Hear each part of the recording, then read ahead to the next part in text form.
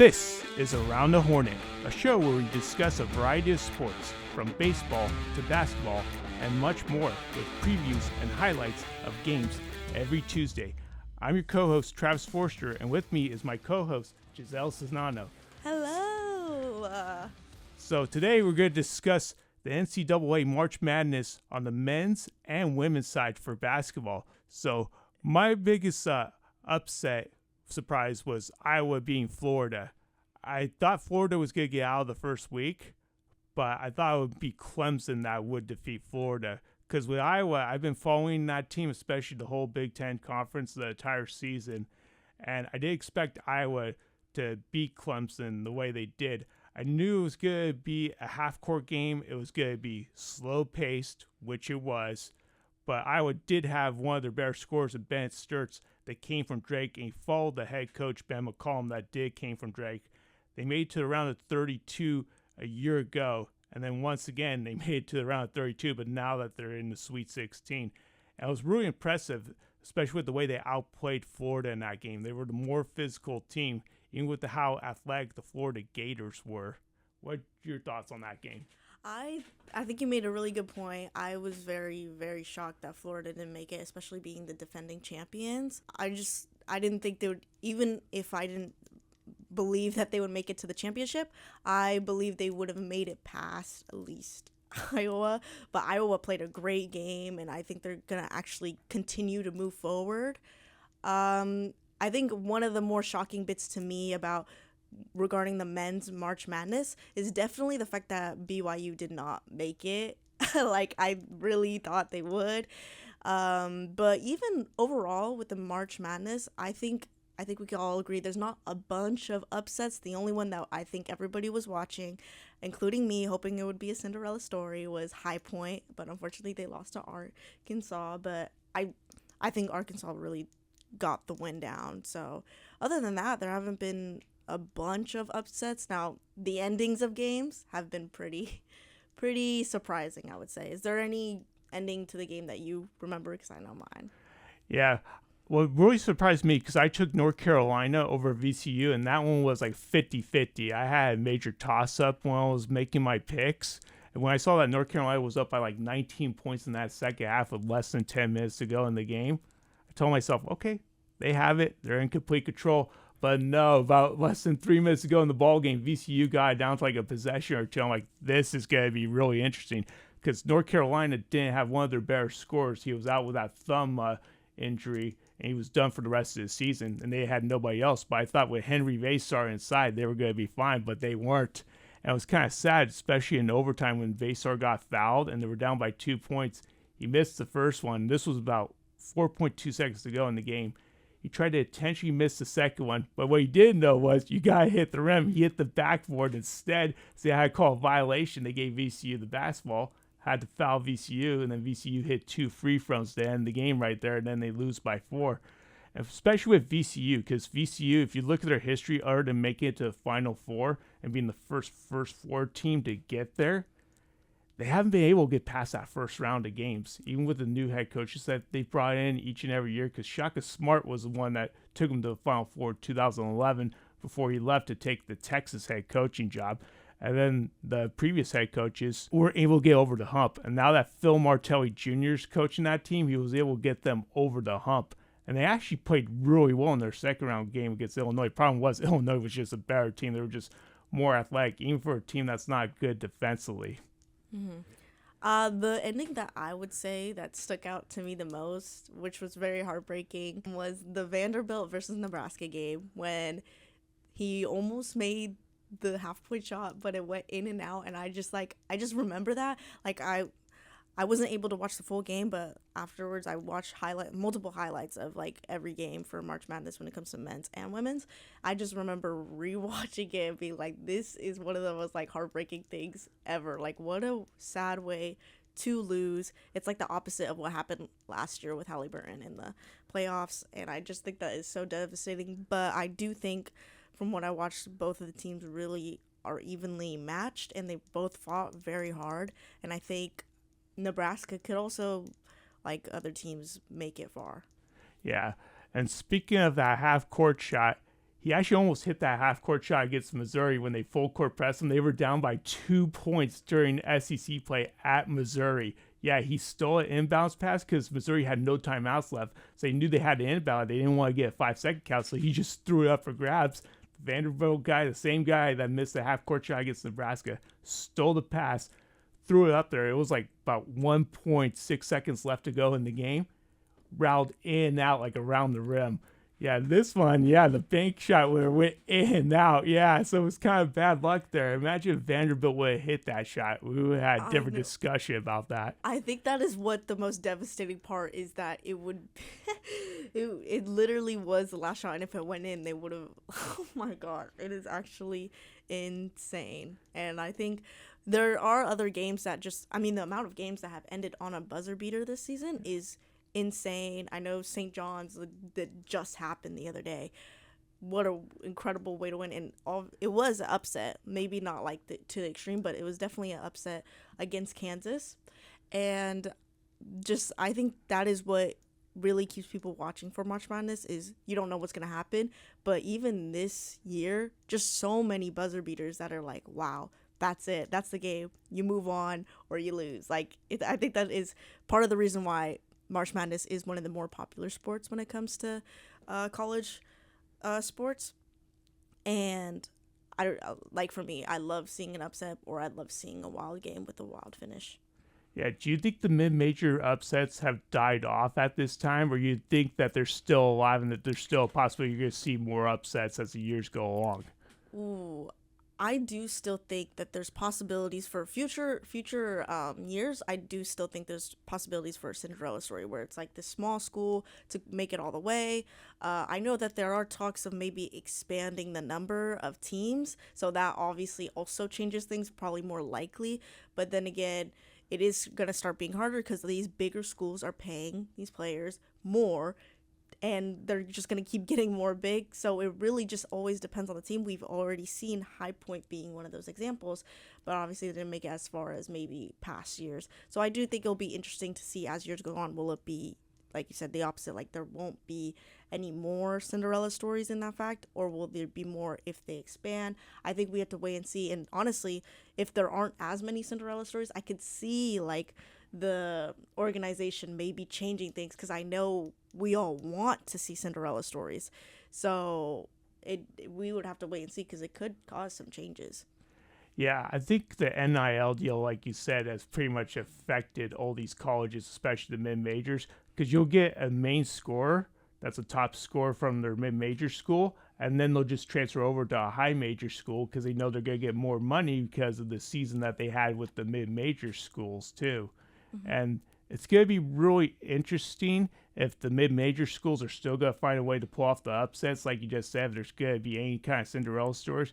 Because last year, I think you only had like one major upset, and that was about it. And you're not going to see a lot of double-digit seeds getting out of the first week. Yeah. I mean, Texas this year made it out of the first week, but again, they're not a mid-major team. They're more of a major team, and they're in a tough conference like the SEC, which had 10 schools in that conference. So we're going to find out how really competitive college basketball is going to be if the mid-majors can still compete with the majors, because a lot of those mid-major coaches, I are getting really mad with some of the major coaches of not scheduling them, like High Point, for instance. Mm-hmm. When they won their game, the coaching talked about it after a game, about how the major teams don't want to schedule them, and that's what they want. They want the bigger and better teams. Like Miami, Ohio, there's another team that nobody expected to win the first 4 games. There were some that did. I was going against them because of their scheduling. That's why they had no quad 1 games on their schedule. Everything was from quad 2 all the way down to like quad 4. They had to schedule like 3 NAIA schools because they couldn't find any major schools that wanted to schedule them. And they were trying to schedule UCLA this upcoming year, but UCLA said, no, sorry, we're looking for a home-and-home series. And there's a few other coaches that just ignored them, said, sorry, I'm not interested. Yeah, and I think it's also, we got to remember that it's important for these small schools to get into March Madness, to get these opportunities, because even the players on these smaller schools are probably looking to be recruited. And that is the biggest thing too. When you are in a smaller school and you're going to get recognized in March Madness, you have the ability for these other bigger schools to recruit you and say, hey, we'll pay you this much money if you come to our school. That is the important part. So everybody is benefiting if a small school gets far, then these players get recognized. So that's why I wouldn't be surprised if there will be a change in the future to make it more schools are coming in. But then there's also the thing where it's like, are we letting in too many teams, where it's like, where does because March Madness, you were competing to be in March Madness, so if there's too many teams, is there a point where it's like, oh, there's no competition, you know what I mean? So there's going to be this fine line struggle of, we want what people want, the Cinderella stories, we want these big teams, like them to beat these big teams, but we don't want to lose the competition factor. Yeah, exactly. And especially for the major teams that lose to those mid-major teams in non-conference play, it makes your program look bad. It makes your fan base look bad, and especially the players on top of it too. Because then the players are questioning themselves like, well, should I have played here at this major school, or should I have gone elsewhere? Like Gonzaga, I don't count them as a mid-major anymore because they've already have their program at a high ceiling, a high rate right now, especially with Mark Few being there for about 26 seasons. He's been there since like 99 when Dan Monson left and took that Minnesota head coaching job. And they just keep getting better and better each and every year. I know this year they lost in the round of 32, especially last year as well. But still, they're really competitive, and everybody wants to schedule Gonzaga, especially even if it's a home-and-home series or neutral court games. I've been noticing that as well, too, with the major schools like UCLA and Arizona. They do neutral sites. They don't even do home-and-home series anymore. Yeah. Yeah. So let's move on. Let's talk about the women's March Madness here. So UCLA dominated in their first two games, especially the second half, being Cal Baptist 96-43, and they outscored them 52-9 in that second half. What did you see from that UCLA team in that first round, and especially in the second round? Let me just say, I have actually seen the UCLA women's play, like in person. I've seen them multiple times, and yes, they are a fantastic team. Let's start off with Lauren Betts, not even just being tall, but being athletic and making her shots. This team, both games, they really have their strengths in shooting and just physical abilities. Like when you compare like the other two teams that they played, they were obviously bigger and more athletic. That is why they have come so far. But overall, like their shooting is great. Everybody participates, and it is no wonder that the coach won Coach of the Year last year, because this team is just so solid, and that's why they're going to continue to make it far. And I know that it is believed that they're going to get to the championship. I believe so too. I think their biggest competition is South Carolina, who I just watched their game against USC. Hard game to watch as someone who loves the USC basketball women's team. But I mean, on the bright side for the USC team, you have next year. It's a hard year without Juju. Jazzy Davidson looks fantastic. A combination of her and Juju playing, plus a new recruit on the way next year set for USC. But anyways, back to South Carolina, who has just so many strong players. I do think, from what I've watched, South Carolina might be more aggressive than UCLA. So, and height-wise, I think overall they have a little more height, but I would say it's going to be, if they play, very, very competitive match between, those are the top two teams that I've seen. Now, obviously, I'm not forgetting UConn. UConn got the star players, and they're still strong as well. We just, in the women's, I noticed that just such strong competitive teams, and just they're so fun to watch. I gotta say, I love watching all. I'm not even gonna name specific names because a lot of these women just know how to shoot. I know Ozzie Fudd is obviously the star that everybody's watching, but I just gotta say, all these women have phenomenal, more specifically 3-point shots that I just love watching. I just had to throw that out there. Yeah, I mean, on the women's side, do you think there's a little bit more parity than there's been in years past? Because I know on the men's side, there's tons of parity, and you can name 8 or 9 schools that can win a national championship. How many teams do you think on the women's side this year can win a national championship? You know what? This year, I will say, compared to last year, obviously, I was more literally it was either USC, UConn, or UCLA. But I do think there is more, or South Carolina.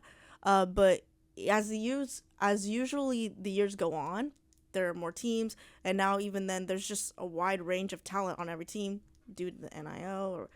But even then, women are getting paid more, which is nice. I love to see that.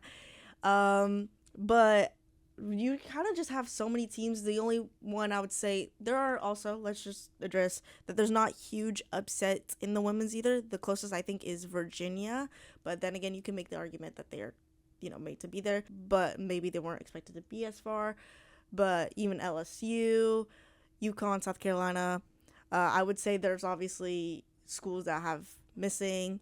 Like USC was a big one, but they weren't even expected to get as far as they did. Notre Dame, like these are teams that have made it very far and that have substantial talent for different areas. Yeah, I think there's a little bit of parity, just not a lot of it. But for national championships, I would say it's down to about 3 teams. I have UCLA, UConn, and I would say definitely South Carolina are the 3. Mm-hmm. And then on the bottom half, Texas, you could add them in there. But Texas, I'm not sure, because when you get to that stage, especially in the Final Four, can they handle that adversity? Can they handle that pressure? And remember, that's UCLA's only loss was to Texas, which was out in Vegas. And if they would have beaten Texas, they would have faced South Carolina in that championship game. Instead, they got Duke that's in their region right now. Yeah. I think UCLA is in the most difficult region, especially when you have LSU and a well-improved Duke team. And LSU will give UCLA problems if UCLA gets to the Elite Eight because of their quickness and athleticism. That's been an issue, too, especially with Corey Close. That's what she said in the post-game press conferences so much. That's one thing they got to handle, too, is that quickness, the physicality as well. Because LSU is a physical basketball team. They were able to handle it last year. We're going to find out if they can handle it this year. But first things first, they got to get through Minnesota in that Sweet 16 game. Yeah. Yeah, and obviously, I think the 2 favorites, or no, we'll talk about the 3, UCLA, UConn, and South Carolina. They have always kind of been the standard when it comes to women's basketball, and they're still having bright futures. There's not like one player, and then if they're gone, they're going to fall down. No, these are strong set teams with strong coaches, like phenomenal coaches, and they're going to continue to be good, and it's about who matches up with who, and who will actually win the championship. That will be, anywho, they will have a great game. I can guarantee that, because all these girls compete very hard and just have great skill when it comes to basketball. Yeah.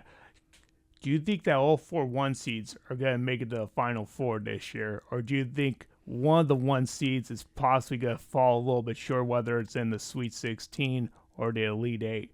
Because the one that I'm thinking of that could possibly fall short is UCLA, because LSU. Because each and every year that LSU and UCLA have faced off against each other, it's just been a tussle, and it's been single digits too. Because when LSU beat them 2 years ago, that was out in New York.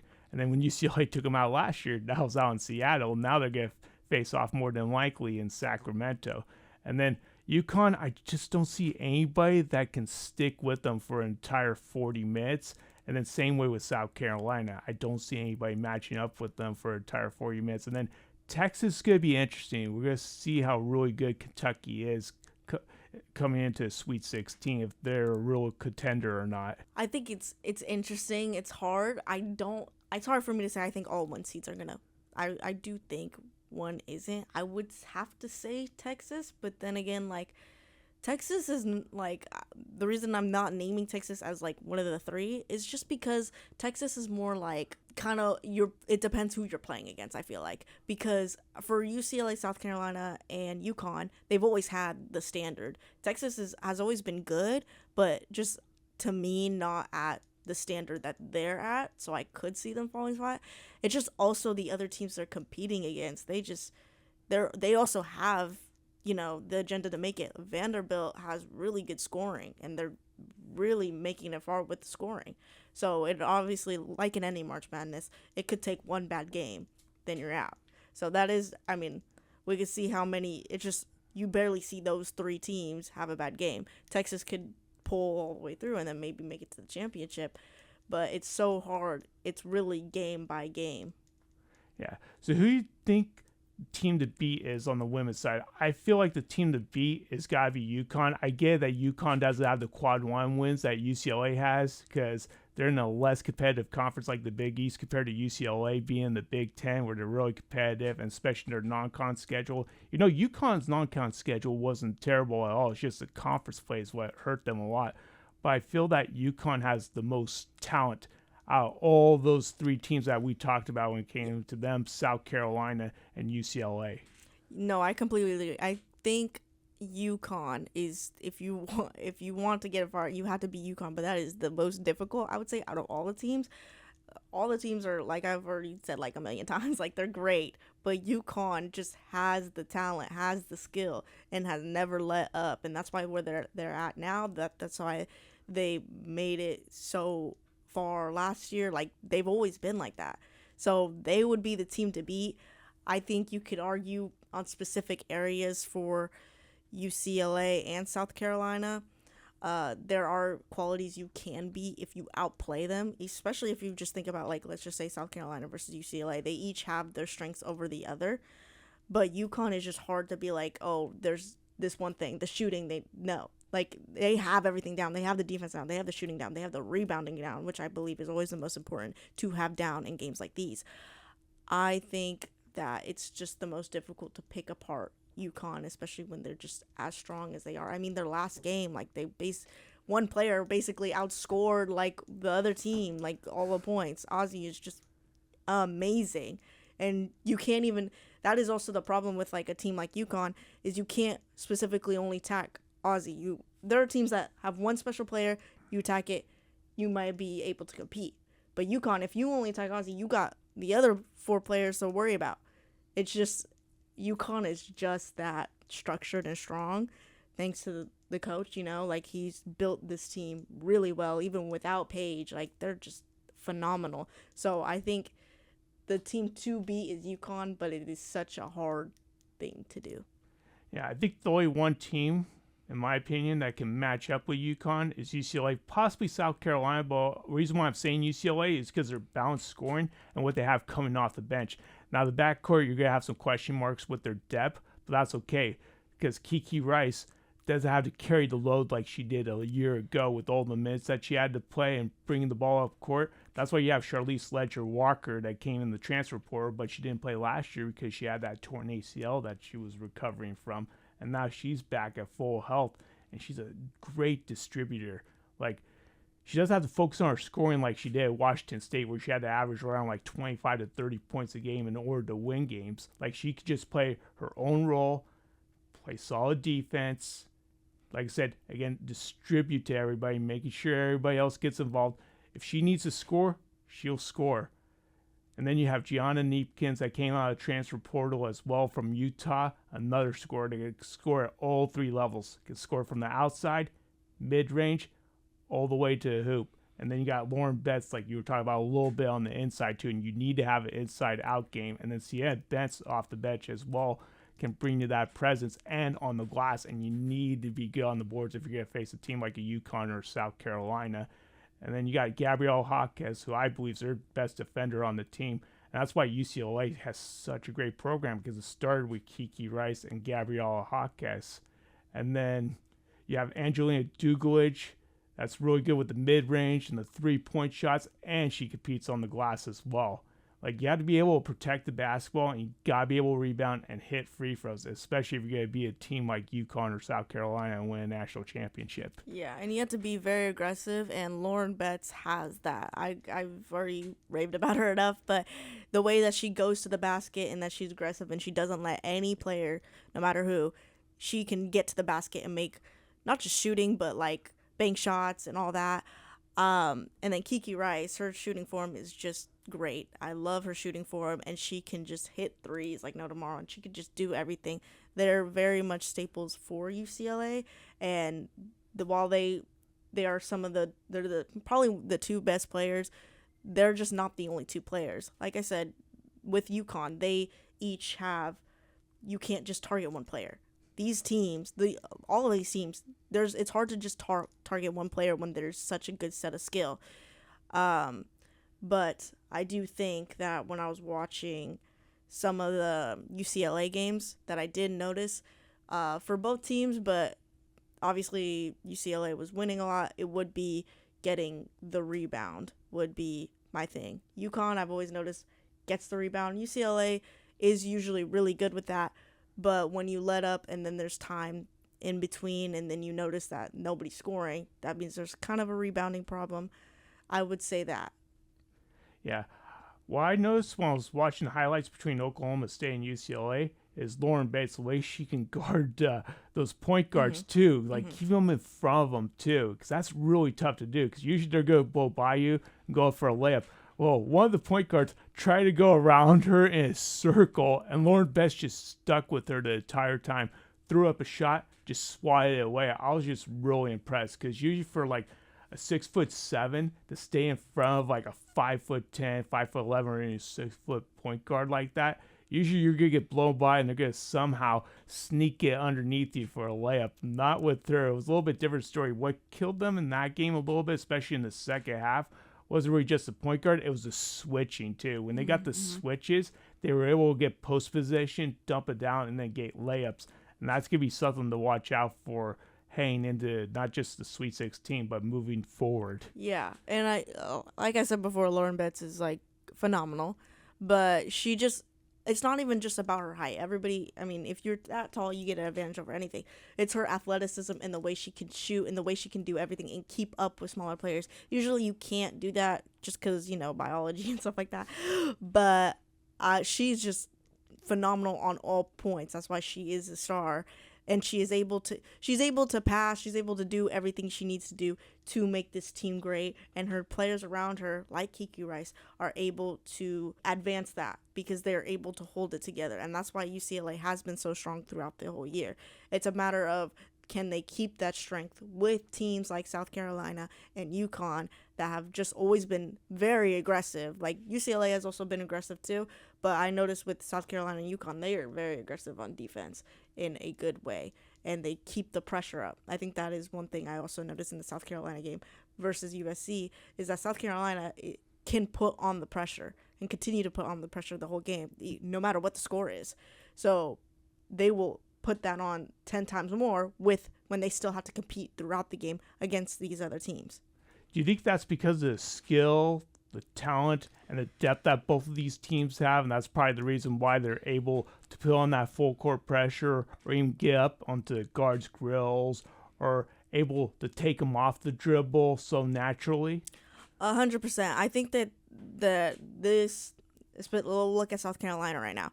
They have the athleticism. They're all tall, and then they're all like very fit. So they can do that.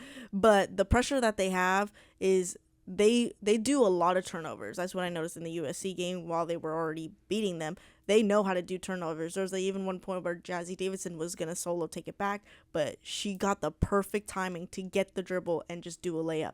That is skill. That is something that you don't just have. You learn that, and I think that they have learned how to do turnovers, how to bring on the pressure, and not only take away the ball to go back onto offense, but they're able to keep it and score. That is what they continue to do. That pressure is, I think they do have the best pressure when it comes to the women's teams, maybe on tie with UConn, but they really don't mess around. And that is something that I think other teams need to be aware of, that you have to be the same pressure as them. Well, that's all we have for today. I want to thank my co-host, Giselle Sanano, and join us in 2 weeks when we talk about another topic of sports. Will it be the NBA? Will it be the NHL? Or will it be more March Madness? Yeah, so join us in 2 weeks. Thank you so much for listening